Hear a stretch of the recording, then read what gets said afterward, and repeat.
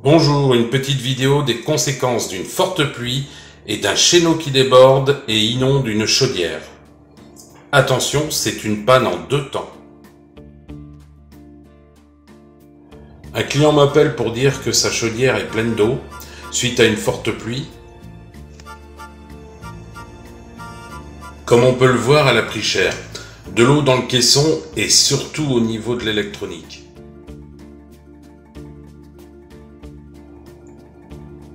Le client, par sécurité, et il avait bien fait, avait coupé l'électricité tout de suite au niveau de sa chaudière. Donc je sèche au sèche-cheveux le circuit et l'intérieur de la chaudière. Bon, le caisson, c'était pas trop grave parce que si la chaudière redémarrait, elle allait sécher automatiquement. Donc j'y croyais pas, il a remis le courant et là, miracle. Mis à part une sonde défectueuse, elle redémarre.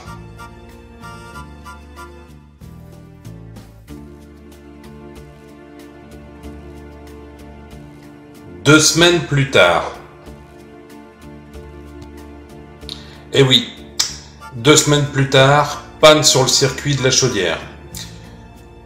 Il indique F13, ce qui veut dire que le circuit est HS. Alors je soupçonne le moteur d'être la cause de la panne sur l'électronique, parce que le moteur de la 23 voies, suite à l'inondation, est resté bloqué. Et il a fait subir à l'électronique une trop grande puissance à chaque fois.